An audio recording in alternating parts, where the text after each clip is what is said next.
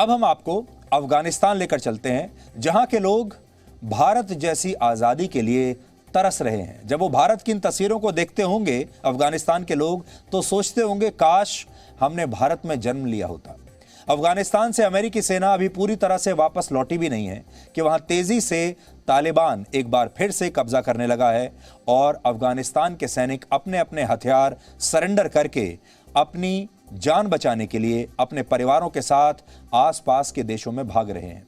पिछले एक हफ्ते में तालिबान अफगानिस्तान में खुद को काफी हद तक फैला चुका है। एक के बाद एक डिस्ट्रिक्ट अब तालिबान के कब्जे में जा रहे हैं और इस आतंकवादी संगठन का विस्तार वहां के लगभग आधे इलाकों में हो चुका है।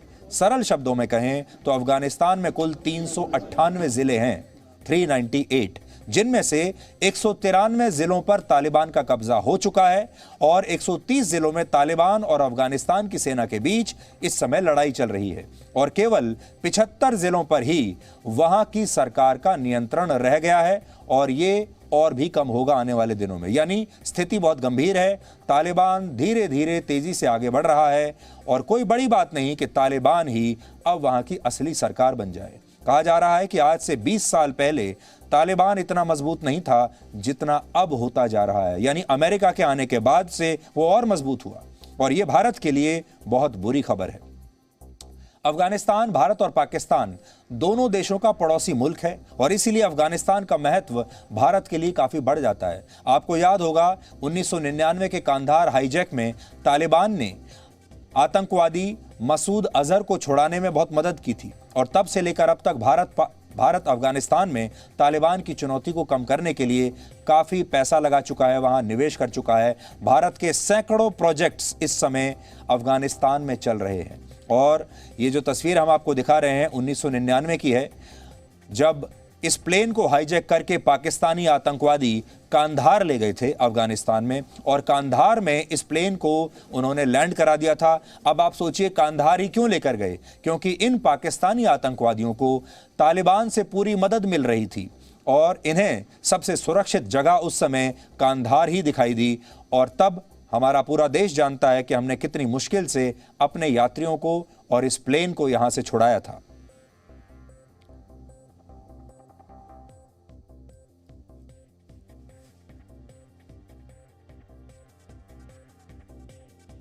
आज हम विस्तार से आपको ये पूरी खबर दिखाएंगे और ये भी बताएंगे कि अफगानिस्तान से अमेरिका ने अपने कदम पीछे क्यों खींच लिए और अमेरिका दुनिया की सबसे शक्तिशाली सेना रखने का दावा करता है, अपने आप को दुनिया का सबसे शक्तिशाली देश बताता है। लेकिन सोचिए अमेरिका की इतनी लंबी चौड़ी सेना जिनके पास सबसे आधुनिक हथियार हैं, वो तालिबान पर विजय प्राप्त नहीं कर पाए, वो अफगानिस्तान में विजय प्राप्त नहीं कर पाए और आखिरकार इतना नुकसान उठाकर 20 साल के बाद वापस जा रहे हैं और स्थिति में कोई अंतर नहीं है। इसका भारत पर भी बहुत असर पड़ेगा। लेकिन पहले आपको वहां का लेटेस्ट अपडेट बताते हैं। इस समय तालिबान के कई इलाकों में बमबारी चल रही है और वहां गृह युद्ध का खतरा फिर से बढ़ गया है। सबसे ज्यादा तनाव ताजिकिस्तान की सीमा से लगे इलाकों में है, जहां अफगानिस्तान के सैनिक अपना देश छोड़कर ताजिकिस्तान में शरण ले रहे हैं। ताजिकिस्तान की सरकार ने जानकारी दी है कि अब तक अफगानिस्तान के लगभग 1000 सैनिक वहां शरण ले चुके हैं और ये संख्या लगातार बढ़ रही है। इसकी एक और बड़ी वजह यह है कि अफगानिस्तान में अमेरिकी सेना द्वारा स्थापित बगराम एयरफील्ड को खाली कर दिया गया है और इसे अफगानिस्तान की सेना को सौंपा जा चुका है और तालिबान का दावा है कि वो कुछ ही दिनों में काबुल के बहुत करीब पहुंच जाएगा और इस संकट को आप इन तस्वीरों से समझ सकते हैं। अमेरिकी सैनिक जब बगराम एयरफील्ड को छोड़कर वापस चले गए तो वो अपने पीछे बहुत सारा सामान छोड़ गए, जिनमें 50 बिस्तरों वाला 50 बेड्स का एक अस्पताल है, 5000 कैदियों वाली एक जेल है, बंकर हैं और हथियारबंद गाड़ियां हैं और अब वहां इस सामान की लूट मची हुई है और लोगों ने यह सारा सामान बेचने के लिए छोटी छोटी दुकानें खोल ली हैं। पहले लोगों ने यह सारा सामान लूट लिया और अब इसे बेचने के लिए इस तरह की दुकानें खोल ली हैं। ये वो सामान है जो अमेरिकी सैनिक अपने साथ लेकर आए थे, लेकिन अब जब वो गए तो इस सामान को यहीं छोड़ गए।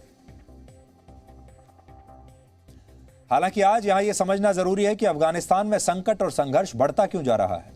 अफगानिस्तान में अमेरिका की मौजूदगी लगभग 20 वर्षों से थी और इस दौरान अमेरिका ने वहां $2 ट्रिलियन यानी लगभग 150 लाख करोड़ रुपए खर्च किए हैं। सोचिए, 150 लाख रुपए 20 साल में अमेरिका ने खर्च कर दिए।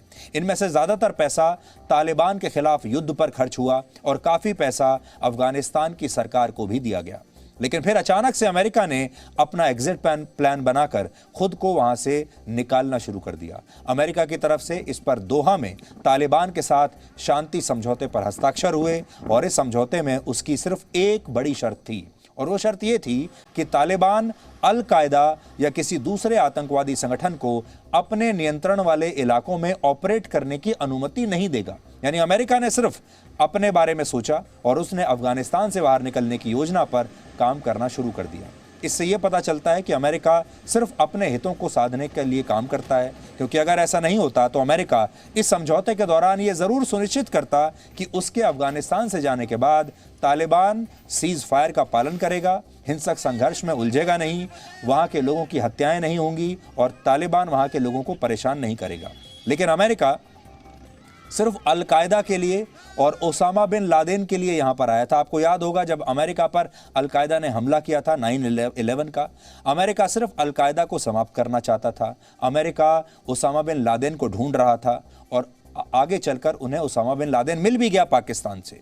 लेकिन अमेरिका अब उसी तालिबान से हाथ मिला रहा है जिसे एक जमाने में वो आतंकवादी कहता था। पूरी दुनिया उन्हें आतंकवादी मानती है। इसे आप इन तस्वीरों से समझिए। यह तस्वीर 2 फरवरी 1983 की है, जब अमेरिका के तत्कालीन राष्ट्रपति रोनाल्ड रेगन तालिबान के नेताओं से व्हाइट हाउस में मिल रहे थे। सोचिए, जिस तालिबान के खिलाफ अमेरिका की सेना अफगानिस्तान में 20 वर्षों तक लड़ती रही, एक समय उसी तालिबान की व्हाइट हाउस में इस तरह से खातिरदारी हुआ करती थी। उस समय अमेरिका और सोवियत संघ के बीच कोल्ड वॉर चल रहा था और अफगानिस्तान में अमेरिका को सोवियत संघ से चुनौती मिल रही थी। सोवियत संघ को ही कमजोर करने के लिए अमेरिका ने तालिबान के हाथ पहले मजबूत किए। उस दौरान अमेरिका की तरफ से अफगानिस्तान के जो लड़ाके थे उन्हें स्टिंगर मिसाइलें दी गई और ये ऐसी मिसाइल्स थीं जिन्हें कंधे पर रखकर ही लॉन्च किया जा सकता था और हवा में खतरनाक से खतरनाक विमानों को उड़ाया जा सकता था, नष्ट किया जा सकता था। अमेरिका ने यह सब कुछ अपने फायदे के लिए किया। वर्ष 1991 में जब सोवियत संघ 15 देशों में बट गया, उस समय भी अमेरिका ने तालिबान को अपना समर्थन जारी रखा। लेकिन 11 सितंबर 2001 को जब अल कायदा ने अमेरिका में वर्ल्ड ट्रेड सेंटर पर हमला किया तो अमेरिका की नीतियां बिल्कुल बदल गई। उस समय आतंकवादी संगठन अल कायदा का प्रमुख ओसामा बिन लादेन अफगानिस्तान से ही ऑपरेट कर रहा था। इसलिए अमेरिका ने अफगानिस्तान में अपनी सेना को उतार दिया और 20 सालों तक अमेरिका ने यहां संघर्ष किया। लेकिन आज जैसे ही उसे लगा कि अब अफगानिस्तान में अब उसके लिए कुछ बचा नहीं है, तो वो अपने हित पूरे करने के लिए और उसे लगा कि अब उसका काम हो चुका है, तब अमेरिका ने अपनी सेना को वापस बुला लिया और उन्होंने घोषणा की है कि इस साल 11 सितंबर तक उसके सभी सैनिक वापस अमेरिका लौट जाएंगे और इसी दिन 9/11 हमले की बरसी भी है। लेकिन इस दौरान अमेरिका ने भी लगभग 2,500 सैनिक अपने खो दिए। अमेरिका के लगभग 2,500 सैनिक 20 वर्षों में यहां पर मारे गए। कुल मिलाकर कहें तो अमेरिका ने अफगानिस्तान पर केवल अपने स्वार्थ को देखा और वहां से हमेशा की तरह, हर जगह की तरह वो अपना स्वार्थ पूरा करके बाहर निकल गया। अमेरिका ये भी भूल गया कि इन 20 वर्षों के दौरान अफगानिस्तान के लगभग 47,000 नागरिक मारे गए। लाखों लोगों को अपना देश छोड़कर पाकिस्तान, ईरान और यूरोप भागना पड़ा। हजारों महिलाओं का दमन किया गया और अमेरिका के लगभग 2,500 जवान भी यहां मारे गए। लेकिन अमेरिका अपने हित के सामने ये सारी बातें भूल गया और उसका असली चरित्र एक बार फिर पूरी दुनिया के सामने है। Look, we're in that war for 20 years. 20 years. And I think I met with the Afghan government here in the White House, in the Oval. I think they have the capacity to be able to sustain the government. There's going to have to be, down the road, more negotiations, I suspect. But I am concerned that they deal with the internal issues that they have to be able to generate the kind of support they need nationwide to maintain the government. America के इस दौरान जितने भी राष्ट्रपति आए उन्होंने बातें तो बहुत बड़ी बड़ी की और हर राष्ट्रपति अपने साथ एक नई नीति लेकर आया। उसके सोचने समझने का तरीका अलग था। अफगानिस्तान पर उनकी नीतियां अलग अलग थीं। लेकिन बड़ी बात जो यहाँ समझने की है वो ये कि अमेरिका अपने आप को सुपर पावर कहता है और अमेरिका जैसी सुपर पावर भी अफगानिस्तान में शांति की बहाली नहीं कर पाई और अमेरिका जैसी बड़ी सेना भी तालिबान को वहाँ से मिटा नहीं पाई और आखिरकार मजबूरी में तालिबान तो आज भी वहाँ पर है जैसा पहले था, बल्कि पहले से भी और मजबूत हो गया और अमेरिका की सेना को हम ये कहेंगे वहाँ से भागना पड़ा। आज ये समझना ज़रूरी है कि अमेरिकी सेना की अफगानिस्तान से वापसी और तालिबान के बढ़ते प्रभाव का अब भारत पर क्या असर पड़ेगा। ये खबर हम आपको आज यहाँ क्यों बता रहे हैं, इसे आप 3 पॉइंट्स में समझिए। भारत के लिए 3 बड़ी चुनौतियां हैं। पहली, आतंकवाद। अफगानिस्तान अगर तालिबान के नियंत्रण में आ गया तो भारत के लिए आतंकवाद सबसे बड़ी चुनौती होगी और स्थितियां पाकिस्तान के पक्ष में चली जाएंगी, क्योंकि पाकिस्तान जानता है कि तालिबान जम्मू कश्मीर में आतंकवाद को मजबूत करने के लिए उसकी मदद करता रहा है और आगे भी करेगा। कांधार हाईजैक इसका सबसे बड़ा उदाहरण है, जब तालिबान ने भारत की जेलों में बंद 3 बड़े आतंकवादियों मसूद अजहर, उमर शेख और अहमद जरगर को छुड़ा लिया था। इसलिए पहली बड़ी चुनौती है आतंकवाद।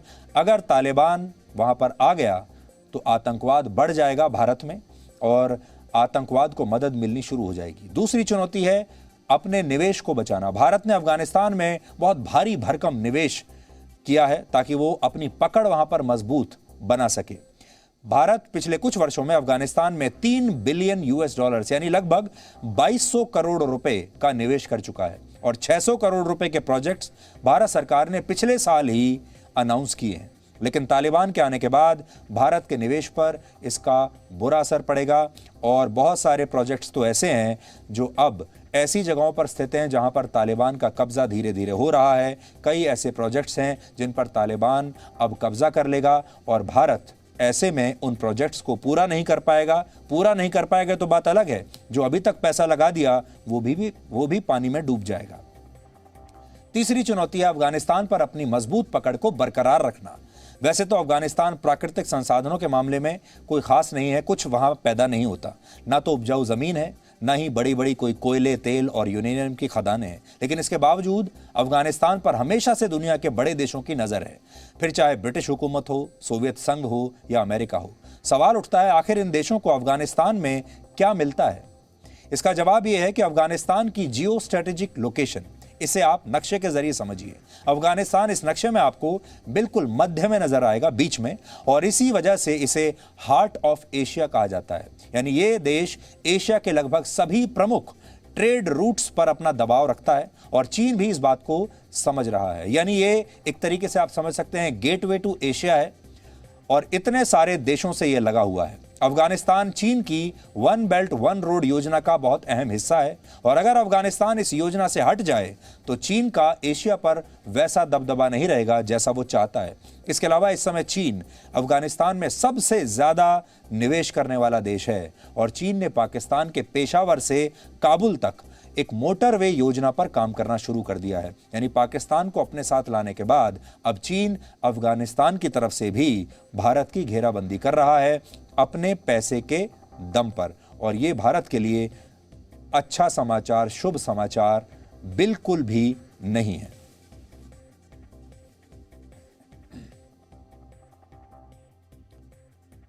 तो अफगानिस्तान के लोग बहुत डरे हुए हैं और तालिबान एक बार अगर वहां आ गया, तालिबान का शासन आ गया, तो जो थोड़े बहुत मानव अधिकार और थोड़ी बहुत आज़ादी अफगानिस्तान के लोगों को मिली भी हुई है वो भी चली जाएगी।